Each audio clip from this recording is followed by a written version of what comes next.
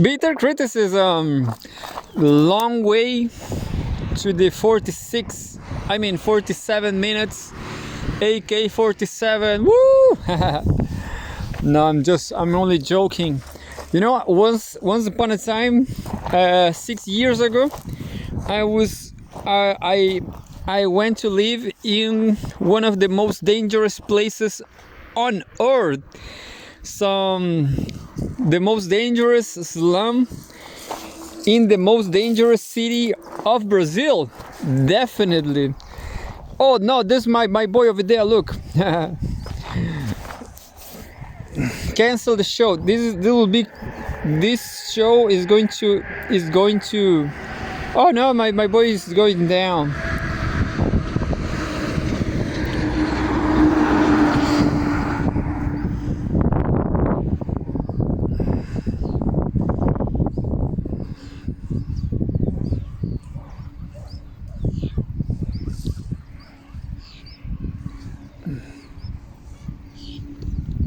We have an overdoses. Elanus leucurus overdoses today because I spot one of those down the hill. We are kind of in the upper part. I'm not joking. That's a bird stop in the air. Do you saw that? Do you see? Well, this is a bird that stops in the air. A big bird stop in the air.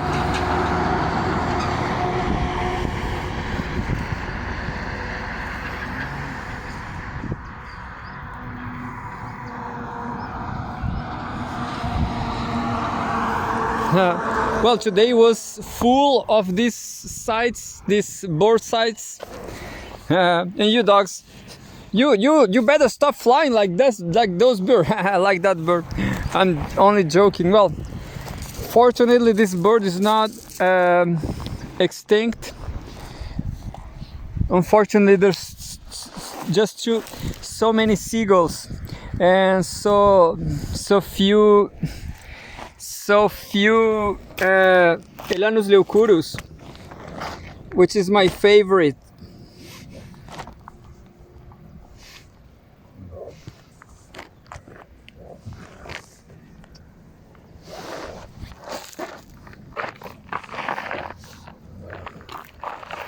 Anyway, so today I saw a lot of Elanus leucurus, and now it's time to, I guess I'm going to try what Pepe Escobar is doing. What Pepe Escobar is doing on his Telegram. In his Telegram. 42 updates. There's a lot of, I hope, some articles. I'm going to read the articles today. Pepe Escobar articles from Pepe Escobar Telegram. Only English articles, like this one. The roadblocks ahead for the sovereign, harmonious, multinodal world, strategic culture. The third and final part of a post-BRICS trilogy. The least we could do to honor the historic moment. Focus on accomplishment versus challenges. A full article from Strategic Culture.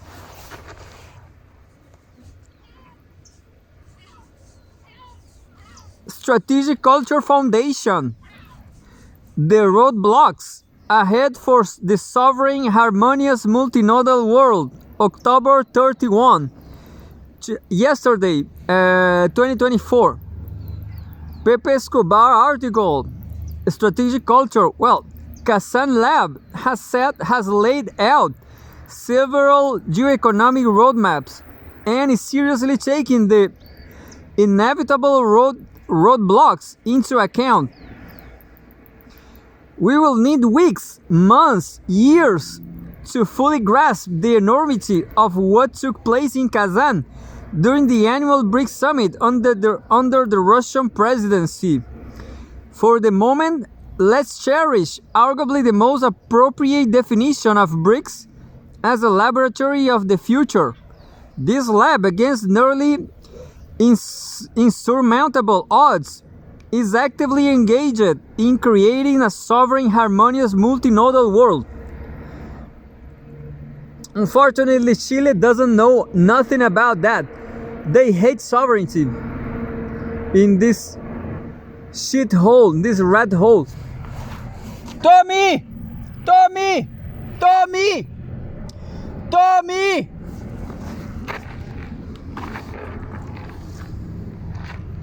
Tommy crossed the line. Just a sec.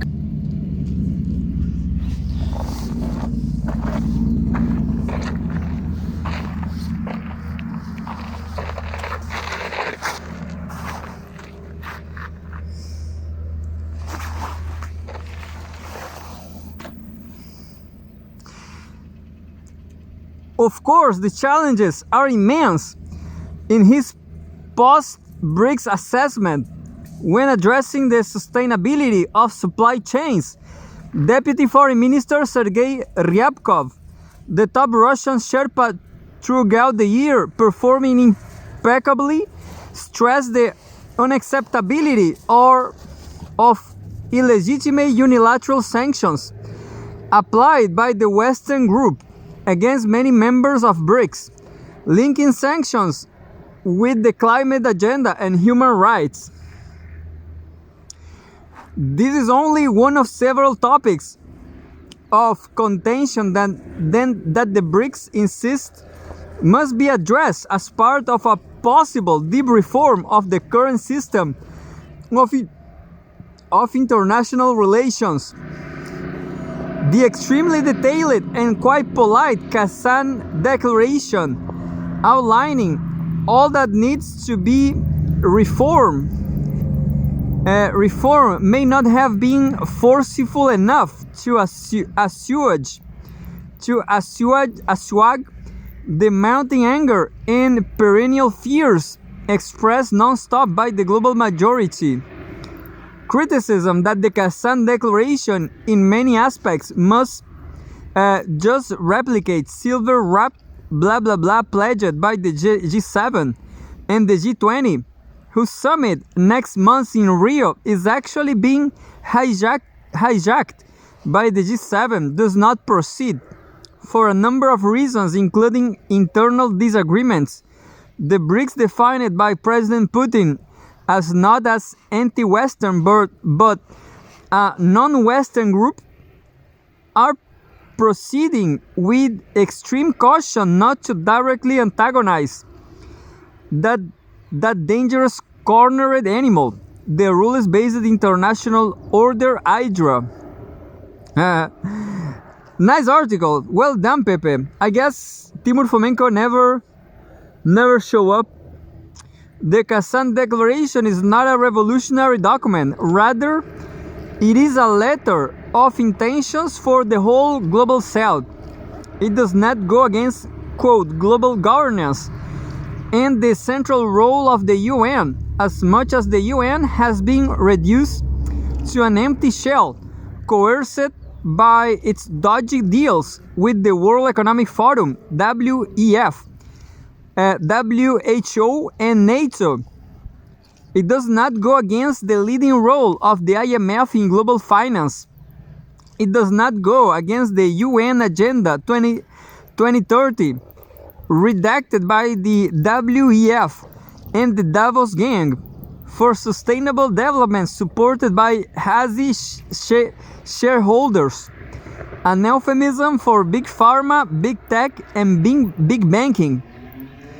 It does not go against WHO and its central coordinating role in solidifying the international pandemic prevention, preparedness, and response system, as in the next pre-planned, predicted pandemic is just around the corner. Yes, you know, Definitely, this is the path of the modernity, the post-modernity. All this crisis, all this. Think about it. The world was this I don't know Western system. The Western system was crumbling in Chile, Italy, everywhere. I don't remember now. Taiwan. A lot of and then came COVID-19. I guess because of all these riots and chaos. So I guess pandemic definitely works fine to to suppress people.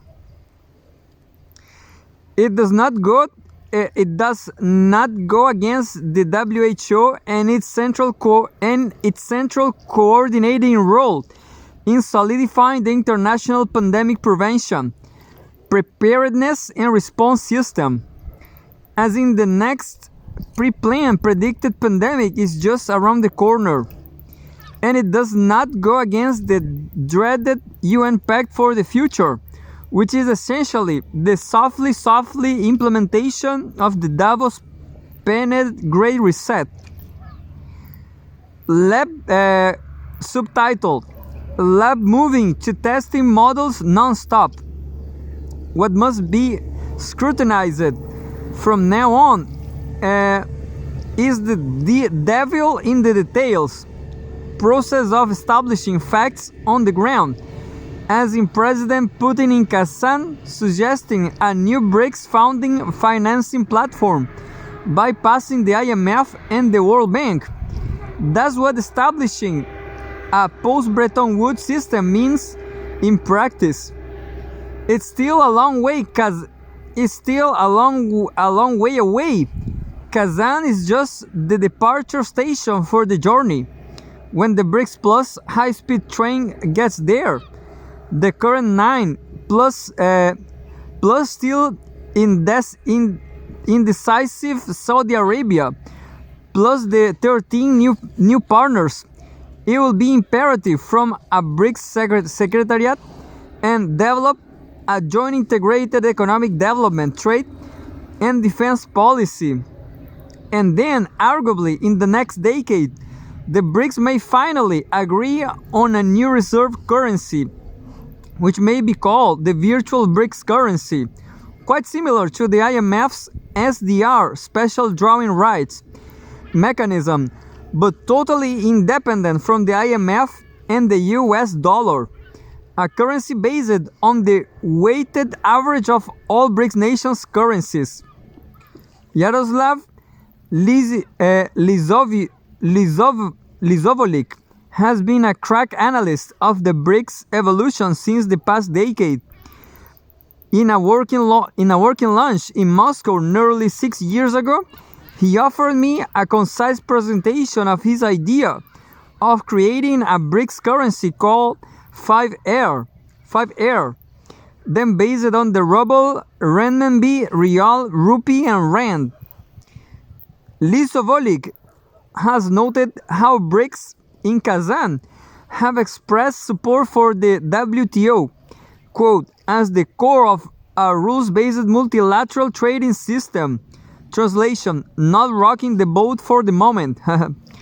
BRICS also expressed support for the IMF, quote, that is at the center of the global financial safety.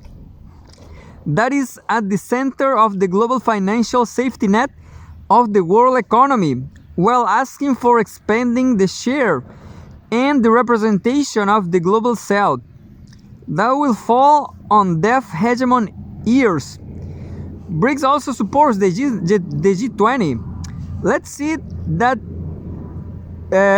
what transpires in practice at the summit in Rio next month. When it comes to the NDB, the Shanghai-based BRICS Bank, now that's where the action should be. Lizovolik noted how BRICS is making the right moves, asking for greater use by the NDB of national currencies. For the moment, It's a pitiful less than 30%. And inciting it to attract more members and finance more projects across the global south. When it comes to the BRICS Consistency Reserve Arrangement, CRA, Lisovoli correctly notes there's still too much to do. The CRA, as the joint statement by the BRICS finance ministers and central bank governors issued a week before Kazan, has outlined it, offers financial support during the times of balance of payments crisis and safeguards their economic stability. What the BRICS needs to do fast is to incorporate all the currencies of the 9 members to the basket. Finally, there's the Holy Grail, cross-border settlements, as I examined here, and that was plain to see in Kazan. BRICS are still in the stage of discussing and testing models. They are all on the table now, and quite a few will be tested within the next few months. Lisovoli pointed to 3 tracks that should pick up speed as fast as possible. Trade liberalization ongoing, BRICS single currency still a long way away, and cooperation among the central banks of BRICS economies in the sphere of CBDC interoperability. The Russian Ministry of Finance is ahead of everyone on it. Breakthroughs expected soon. Welcome to the BRICS North-South New Silk Road. Another subtitle. Welcome to the BRICS North-South New Silk Road. The big BRICS breakthroughs around geoeconomics, all revolving around connectivity corridors. First and foremost, the International North-South Transportation Corridor, INSTC, multimodal ship railroad, 7,200 kilometers long, crisscrossing Eurasia, de facto connecting the Baltic and the Arctic via the Caspian with the Persian Gulf and the Indian Ocean. Strategically, the INTSC not only connects 3 top BRICS, Russia, Iran, and India, but further on down the road, also Armenia, Azerbaijan, Kazakhstan, Kyrgyzstan, Tajikistan, Turkey, Ukraine post-war. It's interesting. They are planning the Ukraine post-war. Belarus, Oman, and Syria, with Bulgaria as an observer member. The INSTC will have 3 major axes: Western Russia, Azerbaijan, Iran, Trans-Caspian via the Russian ports of Astrakhan and Makashkala, and Eastern Russia, Kazakhstan, Turkmenistan, Iran by rail. And the sun is over. So we have some lights, some artificial lights from China and Chile. I guess this lithium, the lithium here is from Chile. And well, look, the sunset is beautiful. You can say anything about Chile. There's a lot of criticism, but the sunsets are beautiful. We don't have sunset problems. We don't have ugly sunset problems. We don't have ugliness at the sunset.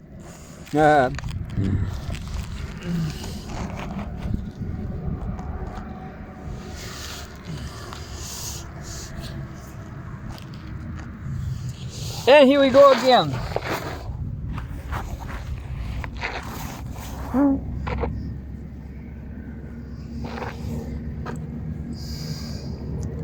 Call it the BRICS North-South New Silk Road.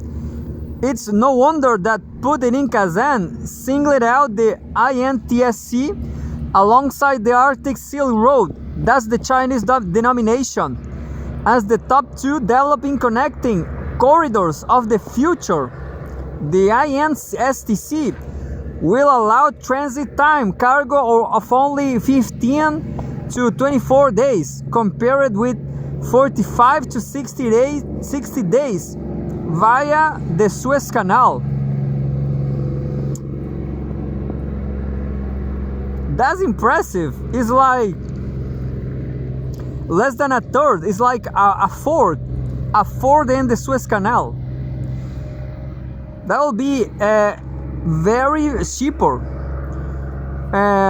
Then there's the East-West Transport Corridor, encompassing Russia, China, Mongolia, North Korea, and Kazakhstan, based mostly on the 10,000-kilometer long Trans-Siberian Railway, soon to be upgraded, and of course the Mongolian Steppe Road, planned 10 years ago, and bound to include a 997-kilometer long Russia-China Expressway. On top of all these three corridors, Russia wants to shape a variant, a Central Eurasia Transport Corridor from Russia to Mongolia and Xinjiang in China. In fact, upgrading the Trans-Mongolia Railway, a branch of the Trans-Siberian that starts in Russia near Ulaude in the lands of Buryats. The Northern Sea Road, the Russian terminology for the Arctic Silk Road, is totally freaking out the NATO Sphere and its Nordic Council, which are predictably way behind Moscow in developing Arctic infrastructure and only obsessed with militarization. Yeah, definitely the West is absolutely decadent, you know. They just lost, and they are just they are planning wars as usual. Anyway, Putin has not ceased to stress the Russian federal push for the construction upgrading of Arctic airports, ports, in air defense, as well as the astonishing ramping up of the size and scope of the Russian nuclear and diesel icebreaker fleet, plus the launch of space-based Arctic monitoring systems. Last but not least, Russia's BRICS partners have been heavily encouraged to be on board of economic and scientific cooperation projects across the Arctic. So in a nutshell, the Kazan Lab has laid out several geoeconomic roadmaps and is seriously taking the inevitable roadblocks into account. What matters is that the high-speed train has already left the Kazan station. Now it's just a matter of picking up inexorable, irreversible speed. Great article, Pepe. I guess this is one of the best articles from Pepe ever. The views of individual contributors do not necessarily represent those of the Strategic Culture Foundation. I'm just going to check what happened to Timur Fomenko. I'm almost 100% sure he never show up again. But I will be very happy. No. Disappear. Timur Fomenko abandoned us. Timur Fomenko abandoned us. There's more articles from Pepe Escobar. What did you do to Timur Fomenko, Pepe? Be careful with Brazilians now. I'm only joking. South China Morning Post. Huawei tech war. This is funny because South China Morning Post, I'm going to research right away where is this newspaper from. Where this newspaper come from. comes from? Because I guess it's from Taiwan. I'm going to ask ChatGPT, but I don't recommend this ChatGPT because make a lot of mistakes. Where South China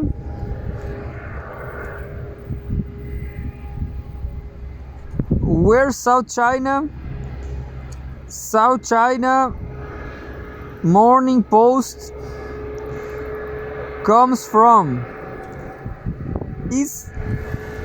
I wonder if the South China Morning Post. Why Morning Post? Why morning? It's kind of strange, isn't it? Morning Post, but it's an important newspaper from Asia, from China. And let's see, the South China Morning Post, SCMP, is an English language newspaper based in Hong Kong.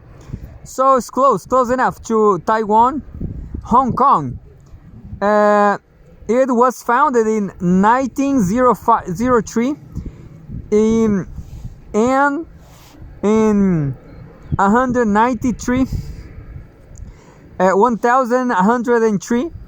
and has since become one of Asia's most prominent newspapers, known for its coverage of news in Hong Kong, China, and the broader Asia-Pacific region. So that's why I have some concerns against the South China Morning Post, because you never know, it's like a 5-column but who knows? Pepe is sharing it. Pepe used to live there in Hong Kong. I wonder if he loves that place. But anyway, I don't understand. I don't understand everything. Actually, I understand very few things. Like Chilean weather. Why is so cold in summer? Why is it so cold in springtime? Anyway, Huawei tech war. Huawei founder Ren Zhengfei. US tech is great, but we have to build our own. The 80-year-old CEO talks about Huawei's struggles and his administration for US technology in a conversation with students. It's a 2 minutes article, but I will read in 4, I guess.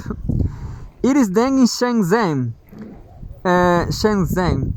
Huawei's Technologies founder and CEO Ren Zhengfei said he appreciates the openness and inclusivity of the US tech community, and yet the Chinese company had no choice but to build its own tools because of US sanctions. Ren, 80 years old, said Huawei needs to learn from the receptive culture of the US, which has allowed the country to become highly advanced in science and technology, according to a transcript of his recent conversation with students and academics. It was published on Thursday on the website of the International Collegiate Programming Contest, ICPC, a prestigious global coding competition for university students. Quote, "The US has set an example for all countries and companies worldwide on being open," unquote. He said at the Huawei sponsored event, quote, "If a country is closed off, it will fall behind." Shenzhen-based Huawei has been barred from buying hardware, software, and services from American high-tech suppliers since May 2019, when it was added to Washington's trade blacklist. Tightened trade restrictions imposed by the US government in 2020 further limit Huawei's access to advanced semiconductors developed or produced using US technology, regardless of where they were manufactured. And we have a photograph. People line up outside a Huawei store in Beijing to buy. I have a feeling that Huawei is just making their own way to development. They are, I forgot the word. They are yeah, making their way. They are developing their own technology. Since then, Huawei has transformed itself into a major force supporting China's self-sufficiency drive in areas ranging from artificial intelligence, AI, ship to operating systems. Can you see? It's just what I said. Yeah, such a positive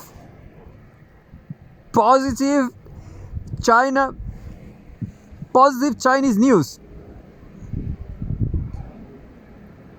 And there's another one from guancha.cn. CN maybe is China internet, but it's strange because I never saw this guancha.cn, because internet in China is kind of a tricky issue, and they are absolutely right, you know. Anyway, China playing mineral go. The tighter China's control over minerals, the more anxious the West becomes. Pepe Escobar about China. Pepe Escobar all about China. Well,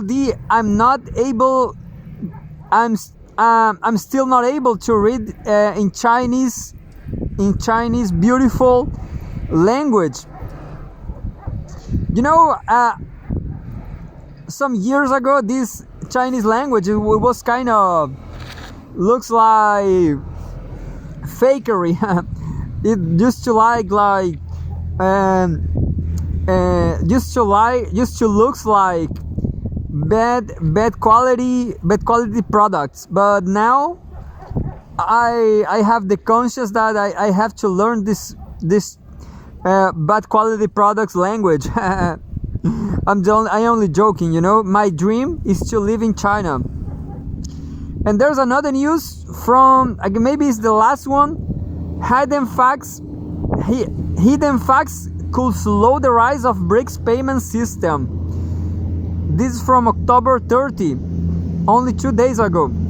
The members' genuine commitment to the project remains uncertain. Is the BRICS de-dollarization ambition merely Russia's wishful thinking?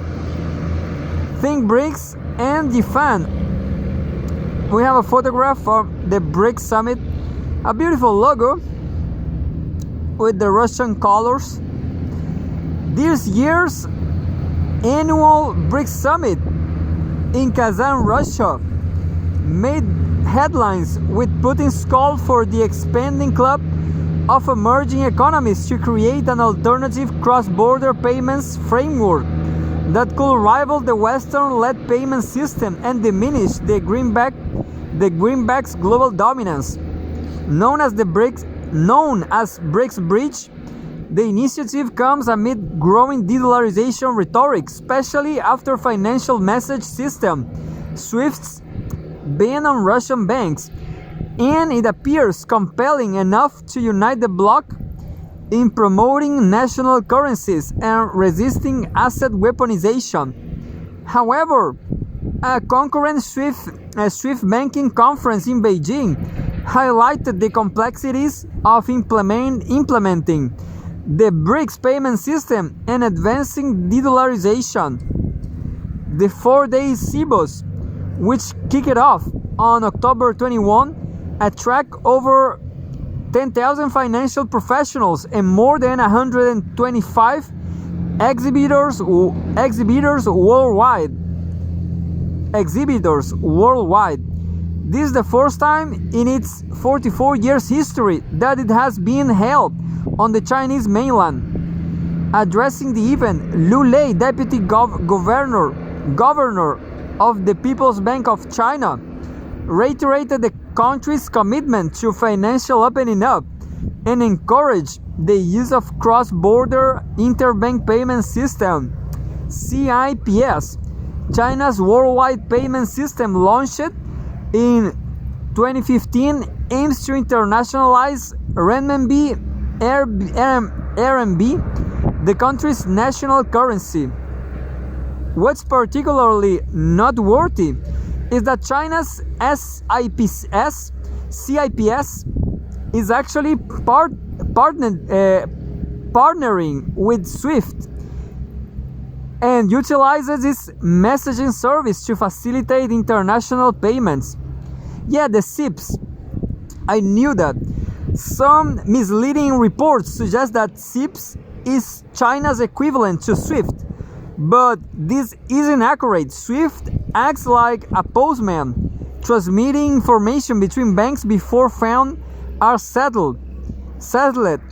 In contrast, SIPs handles RMB clearing and settlement based on received instructions. Although SIPs has its own messaging system, it still most of the time uses SWIFT-enabled messaging, as it remains smaller in scale. Just as Alain Rice, former chief executive of Asia Pacific and EMEA, as SWIFT succinctly stated in a 2019 interview, we see SIPs as a strategic partner. This strategic partnership adds ambiguity to BRICS efforts for closer economic and financial integration aimed at challenging the West. Meanwhile, China's offshore financial center reveals the long journey ahead in de-dollarization. The currency of Hong Kong, China's offshore financial hub, and an entrepot pegged to the greenback within a time range of Hong Kong 7.75 to Hong Kong 7.85 per US dollar under the 41-year-old linked exchange rate system. This currency anchor is part of China's unique economic landscape. According to the impossible trinity in economics, an economy can only maintain two of the following: 1. Independent monetary policy. 2. A fixed exchange rate. 3. Free capital flow. The Chinese mainland chooses the first two, while Hong Kong opts for the latter two. The distinctions help China avoid large-scale capital outflows and at the same time provide a gateway to connect with the world. This means that China may need first to figure out a destination for its offshore financial center's currency amid the de-dollarization, as it can afford to lose this flexibility. Oh, I have more 10 minutes. I was struggling, it's been hard, but it's fine because this article is nice. I was struggling with the English, I guess. You know what? I just have a thought about this. I don't know. I didn't knew all these details about the SWIFT and the SIPs. It's talking about the SWIFT is only a communication between banks. Well, let me tell you something. Whoever know all the information between banks, make a lot of money, make a lot of money buying assets, buying, I always forgot the name of, well, in Spanish, in Portuguese, say acciones. I forgot now. The stock market, yeah. If you know all this information from banks, you will make a lot of money with stock market. And that's what the Jews, the Zionists, do. Anyway, and that's why Israel have a lot of money, and will be full of money forever, I guess.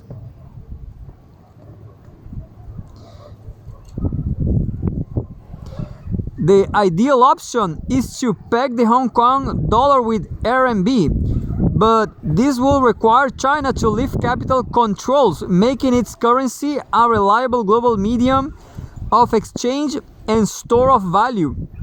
RMB's weight is steadily growing. Data from SWIFT show that the RMB was the fourth largest international trade currency in July, accounting for 4.74% of global transactions. However, this is still far behind the US dollar at 47.8% and the euro at 22.5%. Additionally, it is not yet the right time to remove capital controls, especially as China is facing pressing issues like a real estate slump and an aging population. A key concern is that even gradual moves toward yuan convertibility could trigger significant speculative capital flows, leading to unwanted financial volatility. One should also not lose sight of the fact that the proliferation of national payment systems challenges the necessity for a BRICS alternative to SWIFT. Alongside CIPS, China is developing a cross-border central bank digital currency (CBDC) project called mBridge in collaboration with the central banks of Thailand, the United Arab Emirates, Saudi Arabia, and Hong Kong. Unlike CIPS, mBridge creates direct digital links between participating central banks. It reached the minimum viable product MVP stage, not the most valuable player, is the minimum viable product MVP stage this year, making it ready for real-world testing. Members claim it can make transactions faster, cheaper, and more secure. For sure, the BRICS bridge is expected to build on the advancements of bridge. And there's a graphic. I don't understand finances, these deep finances, structural finances. Innovative payment solutions have also taken place in India, another BRICS founding member, with its Unified Payment Interface (UPI), recording 100 billion digital transactions last year. Data from consulting firm PwC show that UPI accounts for over 80% of India's retail digital payments and is expected to contribute to 91% by 2028-2029. More importantly, UPI is expanding globally.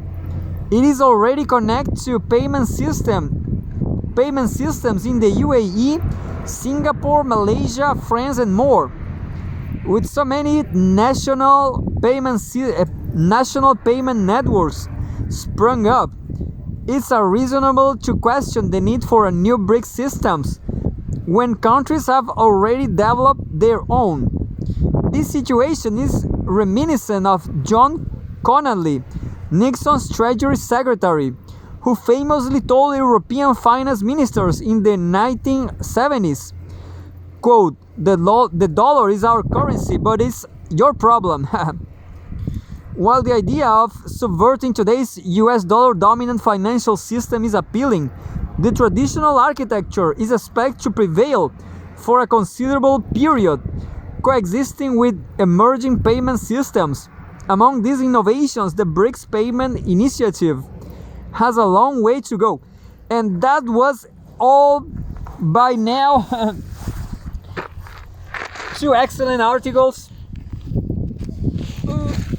And now I'm going to do my yoga, because this is the only important thing I do here. My yoga. And I'll check something from YouTube.